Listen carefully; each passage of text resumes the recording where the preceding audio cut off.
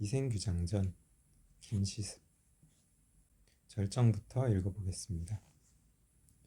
한편 이서생은 황폐한 들에 숨어서 목숨을 보전하다가 도적의 무리가 떠났다는 소식을 듣고 부모님이 살던 옛집을 찾아갔다.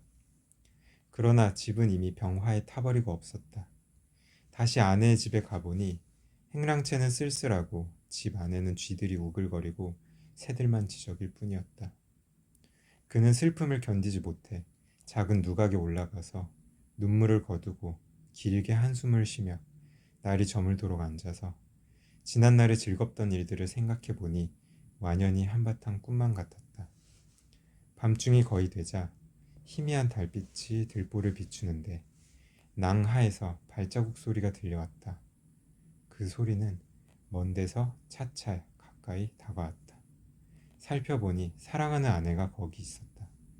이서생은 그녀가 이미 이승에 없는 사람임을 알고 있었으나 너무나 사랑하는 마음에 반가움이 앞서 의심도 하지 않고 말했다. 부인은 어디로 피라나의 목숨을 보전하였소? 여인은 이서생의 손을 잡고 한바탕 통곡하더니 곧 사정을 얘기했다. 저는 본디 양가의 딸로서 어릴 때부터 가정의 교훈을 받아 자수와 바느질에 힘썼고 시서와 예법을 배웠으므로 규중의 법도만 알았을 뿐 어찌 집 밖의 일을 알았겠습니까? 그러나 낭군께서 붉은 살구꽃이 피어있는 담안을 엿보게 되자 저는 스스로 몸을 바쳤으며 꽃 앞에서 한 번 웃고 난 후 평생의 가약을 맺었고 휘장 속에서 거듭 만났을 때에는 정이 100년을 넘쳤습니다. 사세가 이렇게 되자 슬픔과 부끄러움을 참아 견딜 수 없었습니다.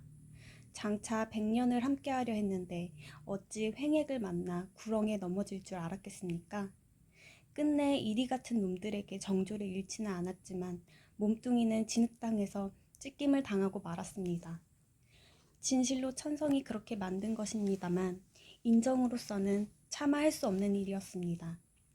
저는 난궁과 궁벽한 산골에서 헤어진 후로 짝 잃은 새가 되고 말았던 것입니다.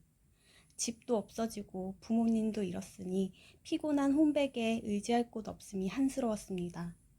의리는 중하고 목숨은 가벼움으로 쇠잔한 몸뚱이로서 치욕을 면한 것만은 다행이었습니다만 누가 산산조각이 난 제 마음을 불쌍히 여겨주겠습니까? 다만 갈기갈기 찢어진 썩은 창자에만 맺혀있을 뿐입니다. 해골은 들판에 던져졌고 몸뚱이는 땅에 버려지고 말았으니 생각하면 그 옛날의 즐거움은 오늘의 이 비운을 위해 마련된 것이 아니었던가 싶습니다. 그러나 이제 봄바람이 깊은 골짜기에 불어와서 제 환신이 이승에 돌아왔습니다. 낭군과 저와는 3세의 깊은 인연이 맺어져 있는 몸. 오랫동안 뵙지 못한 정을 이제 되살려서 결코 옛날의 맹세를 저버리지 않겠습니다. 낭군께서 지금도 3세의 인연을 알아주신다면 끝내 고이 모실까 합니다. 낭군께서는 허락해 주시겠습니까? 이서생이 기쁘고 또 고마워서 그것은 본디 나의 소원이요 하고는 서로 즐겁게 심정을 털어놓았다. 이윽고 이야기가 가산에 미치자 여인은 말하였다. 조금도 잃지 않고 어떤 산골짜기에 묻어두었습니다. 우리 두 집 부모님의 해골은 어디에 있소? 하는 수 없이 어떤 곳에 그냥 버려두었습니다. 서로 쌓였던 이야기가 끝나고 잠자리를 같이 하니 지극한 즐거움은 옛날과 같았다. 이튿날 여인은 이서생과 함께 가서 매장한 곳을 찾으니 거기에는 금, 은 몇 덩어리와 재물이 약간 있었다. 그들은 두 집 부모의 해골을 거두고 금은과 재물을 팔아서 각각 오간산 기슭에 합장하고는 나무를 세우고 제사를 지내 모든 예절을 다 마쳤다. 그 후 이서생은 벼슬을 구하지 않고 아내와 함께 살게 되니 피란 같던 노복들도 찾아왔다. 이서생은 이로부터 인간의 모든 일을 완전히 잊고서 친척과 손님의 길 흉사에도 문을 닫고 나가지 않았으며 늘 아내와 함께 시구를 지어 주고받으며 즐거이 세월을 보냈다. 어느덧 몇 해가 지난 어느 날 저녁에 여인은 이서생에게 말하였다. 3번이나 가약을 맺었습니다마는 세상 일이 뜻대로 되지 않았으므로 즐거움도 다하기 전에 슬픈 이별이 갑자기 닥쳐왔습니다. 하고는 마침내 목매어 울었다. 이서생은 깜짝 놀라면서 물었다. 무슨 까닭으로 그런 말씀을 하시오? 여인은 대답하였다. 저승길은 피할 수가 없습니다. 하느님께서 저와 낭군의 연분이 끊어지지 않았고 또 전생에 아무런 죄악도 없었으므로 이 몸을 환생시켜 잠시 낭군을 베어 시름을 풀게 했던 것입니다. 그러나 오랫동안 인간 세상에 머물러 있으면서 산 사람을 유혹할 수는 없습니다. 하더니 시비에게 명하여 술을 올리게 하고는 옥루 춘국에 맞추어 노래를 지어 부르면서 이서생에게 술을 권했다.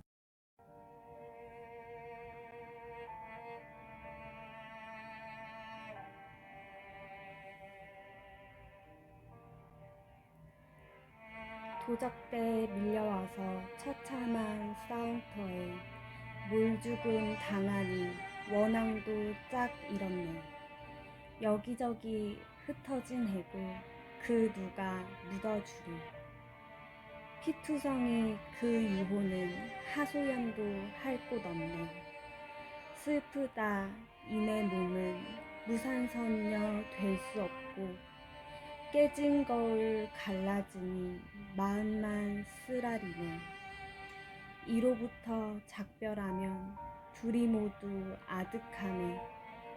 저승과 이승 사이 소식조차 막히리라.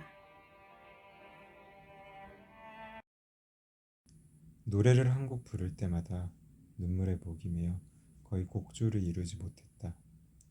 이서생도 또한 슬픔을 걷잡지 못했다. 나도 차라리 부인과 함께 황천으로 갔으면 하오. 어찌 무료에 홀로 여생을 보내겠소. 지난번에 난리를 겪고 난 후에 친척과 노복들이 각각 서로 흩어지고 돌아가신 부모님의 해골이 들판에 버려져 있을 때 부인이 아니었더라면 누가 능히 장사를 지내주었겠소. 옛사람의 말씀에 부모님이 살아계실 때는 예절로서 섬기고 돌아가신 후에도 예절로서 장사 지내야 한다 했는데 이런 일을 모두 부인이 실천했소. 그것은 부인이 천성이 순요하고 인정이 두터운 때문이니 감격해 마지 않았으며 스스로 부끄러움을 이기지 못하였소. 부인은 이승에서 오래 살다가 100년 후에 같이 세상을 떠나는 것이 어떻겠소? 는 대답했다. 낭군의 수명은 아직 남아있으나 저는 이미 저승의 명부에 이름이 실려있으니 오래 머물러 있을 수가 없습니다. 만약 굳이 인간 세상을 그리워하면서 미련을 가진다면 저승의 법에 위반됩니다. 그렇게 되면 죄가 저에게만 미치는 것이 아니라 낭군님에게까지 그 허물이 미칠 것입니다. 다만 저의 유골이 아직 그곳에 흩어져 있으니 만약 은혜를 베풀어 주시겠다면 유골을 거두어 비바람을 맞지 않게 해주십시오. 두 사람은 서로 바라보며 눈물을 흘렸다. 잠시 후에 여인은 말했다. 낭군님 부디 안녕히 계십시오. 말을 마치자 점점 사라져서 마침내 종적을 감추었다. 이서생은 아내가 말한 대로 그녀의 해골을 거두어 부모의 무덤 곁에 장사를 지내주었다. 그 후 이서생은 아내를 지극히 생각한 나머지 병이 나서 서너 달 만에 그도 세상을 떠났다. 이 사실을 들은 사람들은 모두 슬퍼하고 탄식하면서 그들의 절개를 사모하지 않는 사람이 없었다.